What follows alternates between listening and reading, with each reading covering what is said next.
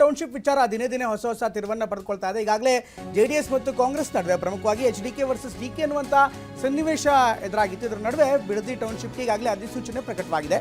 ಸಾಕಷ್ಟು ವಿವಾದದ ನಡುವೆಯೂ ಕೂಡ ಅಂತಿಮ ಅಧಿಸೂಚನೆಯನ್ನು ಪ್ರಕಟ ಮಾಡಲಾಗಿದೆ. ಪ್ರತಿಭಟನೆ ನಡುವೆ ಅಧಿಸೂಚನೆ ಹೊರಡಿಸಿರುವಂಥ ಸರ್ಕಾರ ಮೊದಲು 500 ಎಕರೆ ಭೂಸ್ವಾಧೀನಕ್ಕೆ ಅಂತಿಮ ಅಧಿಸೂಚನೆಯನ್ನು ಹೊರಡಿಸಿದೆ. ಹೀಗಾಗಿ ಈ ವಿಚಾರಕ್ಕೆ ಸಂಬಂಧಪಟ್ಟಂತೆ ಈಗಾಗಲೇ ದಳಪತಿಗಳು ನಿರಂತರವಾಗಿ ಕಾಂಗ್ರೆಸ್ ವಿರುದ್ಧ DK ಶಿವಕುಮಾರ್ ವಿರುದ್ಧ ಆರೋಪವನ್ನು ಮಾಡ್ತಾ ಇದ್ದಾರೆ. ಈಗಾಗಲೇ ಯಾವುದೇ ಕಾರಣಕ್ಕೂ ಟೌನ್ಶಿಪ್ಪನ್ನು ಮಾಡೋದಕ್ಕೆ ಅವಕಾಶ ಕೊಡಲ್ಲ ಅನ್ನುವಂಥ ಮಾತನ್ನು ಈಗ JDS ಹೇಳ್ತಾ ಇದೆ. ಇನ್ನು ಕಡೆಗೆ ಕಾಂಗ್ರೆಸ್ ಹೇಳ್ತಾ ಇರುವಂಥದ್ದು, DK ಶಿವಕುಮಾರ್ ಹೇಳ್ತಾ ಇರುವಂಥದ್ದು, ಹಿಂದೆ ಕುಮಾರಸ್ವಾಮಿ ಅವರೇ ಮುಖ್ಯಮಂತ್ರಿ ಆಗಿದ್ದಂಥ ಅವಧಿಯಲ್ಲಿ ಇದರ ಆರಂಭಿಕ ಹಂತದಲ್ಲಿ ಇದನ್ನು ಚರ್ಚೆ ಆಗಿತ್ತು, ನಿರ್ಧಾರಗಳಾಗಿತ್ತು. ಹೀಗಾಗಿ ಈಗ ನಾವು ಅದನ್ನು ಮುಂದುವರಿಸ್ತಾ ಇದ್ದೀವಿ ಅನ್ನುವಂಥ ಮಾತನ್ನು ಕಾಂಗ್ರೆಸ್ ಹೇಳ್ತಾ ಇದೆ. ಇದರ ನಡುವೆ ಕುಮಾರಸ್ವಾಮಿ ಸಿಟ್ಟಾಗಿದ್ದಾರೆ. CM DK ಶಿವಕುಮಾರ್ ವಿರುದ್ಧ HDK ಆಕ್ರೋಶವನ್ನು ವ್ಯಕ್ತಪಡಿಸ್ತಾ ಇದ್ದಾರೆ. ಯೋಜನೆ ತರಬೇಕಾದ್ರೆ ರೈತರ ಮನವೊಲಿಸಬೇಕು, ದಬ್ಬಾಳಿಕೆ ಮಾಡಿದರೆ ತಿರುಗುಬಾಣ ಆಗತ್ತೆ ಅನ್ನುವಂಥ ಎಚ್ಚರಿಕೆಯನ್ನು ಕುಮಾರಸ್ವಾಮಿ HDK ಹೇಳ್ತಾ ಇದ್ದಾರೆ. ಕೇಂದ್ರ ಸಚಿವ HD ಕುಮಾರಸ್ವಾಮಿ ಗಂಭೀರವಾಗಿ ಈ ಒಂದು ಪ್ರಕರಣವನ್ನು ಕೈಗೆತ್ತಿಕೊಂಡಿದ್ದೀವಿ, ನಾವು ಹೋರಾಟ ಮಾಡ್ತೀವಿ ಅಂತ ಹೇಳ್ತಾ ಇದ್ದಾರೆ. ಮಂತ್ರಿಗಳಿಗೆ ಆಹ್ವಾನ ಕೊಡೋಣಂತೆ, ಹೋಗೋಣಂತಲ್ವ ಜನಗಳ ಹಳ್ಳಿಗಳಿಗೆ ಹೋಗೋಣ. 8 ಹಳ್ಳಿ ಇವ್ರು ಮಾಡಿದಾರಲ್ಲ, ಹೋಗೋಣಂತೆ ಹಳ್ಳಿಗಳಿಗೆ. ಹಳ್ಳಿಲಿ ಜನ ಎಷ್ಟು ಜನ ಅದಕ್ಕೆ ಒಪ್ಪಿಗೆ ಕೊಟ್ಟಿದ್ದಾರೆ, ಎದುರುಗಡೆ ಚರ್ಚೆ ಆಗಿದೆ ಪ್ರತ್ಯಕ್ಷವಾಗಿ. ಒಂದು 2-3 ವರ್ಷ ನಡೆಸಿದ್ರು, ಈಗ ಅದನ್ನು ಕ್ಯಾನ್ಸಲ್ ಮಾಡ್ಕೊಂಡ್ರು.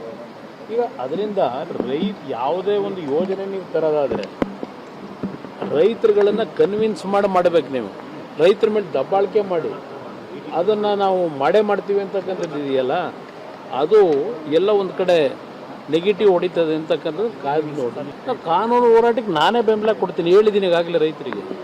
ಕಾನೂನು ವ್ಯಾಪ್ತಿನಲ್ಲಿ ನಾವೇನು ಹೋರಾಟ ಮಾಡಬೇಕಾಗುತ್ತೆ ಅದು ನನ್ನ ಬೆಂಬಲ ಇದೆ ಅಂತಕ್ಕಂಥ ಹೇಳಿದ್ದೀನಿ. ಯಾಕೆಂದರೆ ಕಾನೂನಿನಲ್ಲೇ ಹೋರಾಟ ಮಾಡಬೇಕು, ನಾವು ಬೇರೆ ಇನ್ನೇನೋ ಮಾಡಲಿಕ್ಕೆ ಆಗೋದಿಲ್ಲ. ಮುಖ್ಯಮಂತ್ರಿಗಳಿಗೆ ಇದ್ರ ಜೊತೆಗೆ ಕುಮಾರಸ್ವಾಮಿ DK ಶಿವಕುಮಾರ್ ವಿರುದ್ಧ ಇನ್ನಷ್ಟು ಆಕ್ರೋಶವನ್ನು ಹೊರಹಾಕ್ತಾ ಇದ್ದಾರೆ. ಪ್ರಮುಖವಾಗಿ ಸರ್ಕಾರ ನಡೆಸುವಂಥ ರೀತಿಯ ಜೊತೆಗೆ ಇನ್ನು 5 ವರ್ಷ ನಾನು ಮುಖ್ಯಮಂತ್ರಿ ಆಗಿರ್ತೀನಿ ಅನ್ನುವಂಥ ಆಶಯವನ್ನು ಈಗಾಗಲೇ DK ಶಿವಕುಮಾರ್ ಕೂಡ ವ್ಯಕ್ತಪಡಿಸಿದರು. ಇದೇ ವಿಚಾರಕ್ಕೆ ಕೌಂಟರ್ ಕೊಟ್ಟಿರುವಂಥ ಕುಮಾರಸ್ವಾಮಿ ಮುಂದೆ ಏನಾಗುತ್ತೋ ಅನ್ನುವಂಥ ಆತಂಕ ನನಗಿದೆ ಅನ್ನುವಂಥ ಮಾತನ್ನು ಕೂಡ ಇದೇ ಸಂದರ್ಭದಲ್ಲಿ ಹೇಳ್ತಾ ಇದ್ದಾರೆ.